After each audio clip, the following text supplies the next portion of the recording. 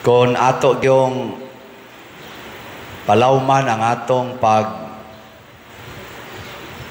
pamalandong sa pagluwas nato, dili gyud sayon.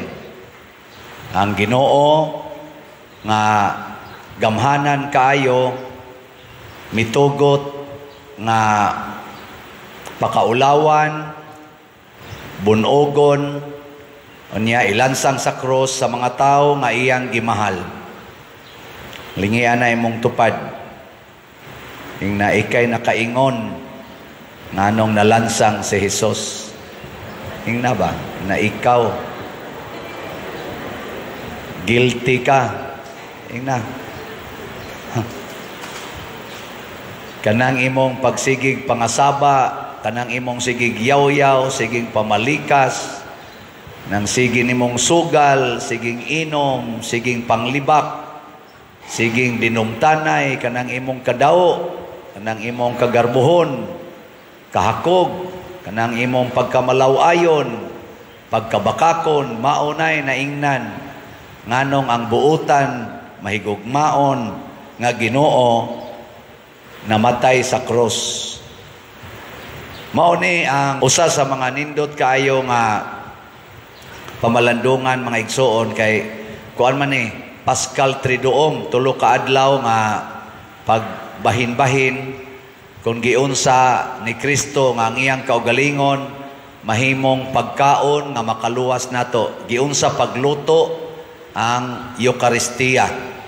Gahapon gihulagway ang pag-alagad ni Hesus ngadto sa tanan katong paghuga sa tiil. Karon humag-alagad unsa naman say gibuhat ni Hesus para mahimo gid siyang pagkaon, mahimo siyang pagkaon nga makaluwas, nagantos ug nagpakamatay. Giihaw siya. Di man gyud pwede ang pagkaon nga dili nato patyon or dugmokon unya kon buhi sama ni Hesus nga buhi, ihawon gyud aron mahimong pagkaon. Gilain na sang lingi sa imong tupad ing na sugot kag ihawon. Sugot. Kamong mga asawa, sugot mo ihawon para kanon sa inyong bana. Ha? Mga bana, kinsa ninyo dinhi ang musugot ihawon aron kanon sa inyong asawa ta sa kamot. Naay usang ni isa. Lugluga dayon. Og giunsa man pag-ihaw si Jesus o kung kita sad unsaon man sa ta pag-ihaw.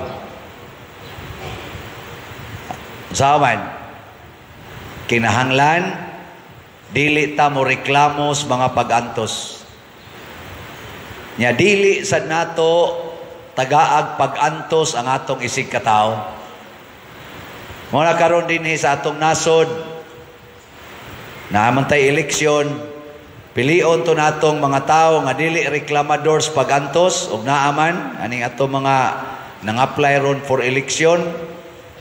Nya kana sang wa magbuhat og mga buhat nga makapaantos sa mga tao. Mao nay pag-ihaw. Kay kanang ihawon, ako nakaagim sa ko pang-ihaw anang manok, ihaw anang naang baboy. Gapuson in tao na sila, no? Kukta na di nakalihok. Nya pagason ding dugo hangtod mamatay. Ang nag-ihaw, adi yun mag-antos, pero naay panahon mag-antos kadiyot, masikaras baboy, dako-dako ang baboy, pero tabangan sa kuan tumba di. Hangtod yun nga ang baboy yun nga ihawnon or baka or unsa diha, mao gyud mag-antos. Pero ang niihaw, di gyud to mag-antos. Sige. Lingyay mong tupad ing na sugod karon sabat na ko ba ang di mo sabat mga Hudiyo sige na ing na sugod karon di na gyud ti ka paantoson kana pasabot kung naa na siya utang nimo ayaw na paningil aron di magantos nya kung naa na siya isa pasaylua ayaw sige hisgot. Ayaw na sige hisgot.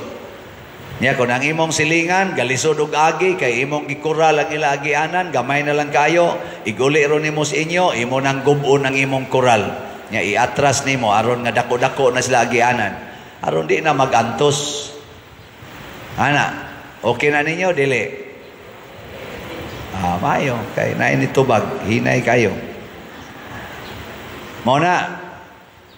Unya nakita sad nato nga dinhi sa atong ebanghelyo dunay mga tao nga ni atiman ni Hesus sa iyang patayng lawas.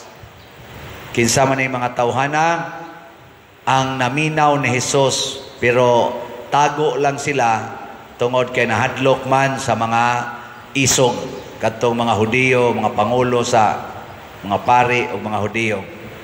Og sila mao'y ni atiman ni Hesus. Ang iyang lawas, mura nalag lawas sa iro nga naligsan, nagbitay sa krus, pero naay mga taong ni atiman.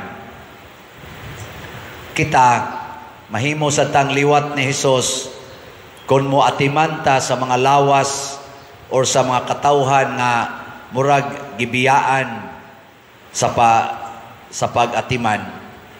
Daghan kay tarog mga kanini ang katawhan nga nagkinahanglan og pag-atiman. Dinhi sa atong parokya, ang atong paagi sa pag-atiman ani mga taong biniyaan, kaning atong kolekta, sunod kaning atong aning slat-slat, karong pista na to, musunod aning sugod karong Lunes, mag-triduom na ta, inig kahuybis, first day sa atong nobina, karong pitsa 24, nya, nangandoy tang makahatag unta tag labing minus, mga 3,000 ka 5 kilo rice, ngadto sa atong category C o category D nga mga parishioners, kanang lisod yung gayo. Unsa may atong categorization ini, category A, katong nindot og balay, nya nindot og income. Category B, nindot og balay, dili kayo nindot og income. Category C, bati og balay, nya naay regular income. Category D, bati kay balay, wa pagay klarong income. Mao nay atong categorization. Lingiyay mong tupad. Ing naasa ka ana. Naasa man ka nabilong. Sa A, nindot og balay, nindot og income. B, nindot og balay, bati-batig income. Ang C, bati og balay, bati og income, pero naay income. Ang D, porting bati as balay, wa pagay klarong income. Sa mga D nato dinhi, naay nang-apply nga magpatukod og balay sobra mga 200, mga almost 300. Kaya di na gid sila kapuyo silang balay. Ang atong nabuhat, naapas mga 135 ka mga balay ang atong natukod. Sukad ko na himong pari din eh. Daghan pa, tukuronon. Sige mong palit og slat, basig makatukod-tukod gyud ta. So, ayaw palabya ang atong Easter Sunday nga dili mo makapalit og slots. Saman, deal or no deal? Maayo. Human ani karon mo venerate ta sa cross. Human aning atong liturgy of the word. Kada nato dool sa cross, hatag ang imong commitment. Ginoo, moantos ko para nimo o para sa akong isig katao. Mao nay isulti niya inigdool nimo diri. Ayaw pag-ingon, Ginoo ayuha ko sa akong sakit. Ginoo tagae ko grasya. Wa. Mas may pag magdaan na kadaan sa imong ihulog sa sibot o sa basket.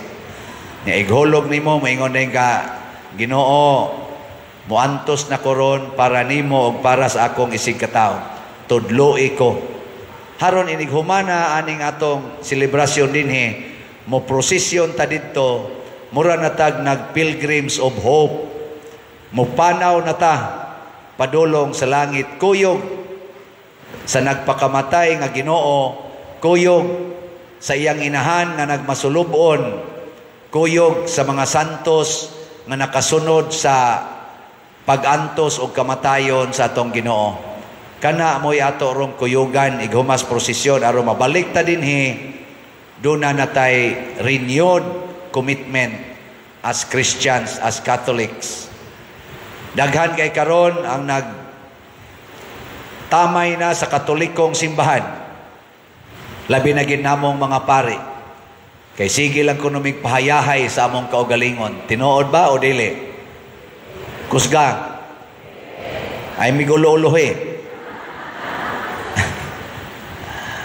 Daghan sad ang nagtamay karon sa ato mga government officials. Kay sige, labi na dinis Pilipinas, kay sige lang pahayahay sa ilang kinabuhi. Uman sa eleksyon, sige lang pahayahay. Tinuod dili? Di na lang kumuusab og pangutana kay murag lain man. Daghan sad ang nagreklamo ro nato mga Pilipinos kay naa kuno na nato gyud ang pag-iyahay kanya-kanyang sikap nya kusog kay manaot sa iyang kapwa Pilipino. Tinuod dili?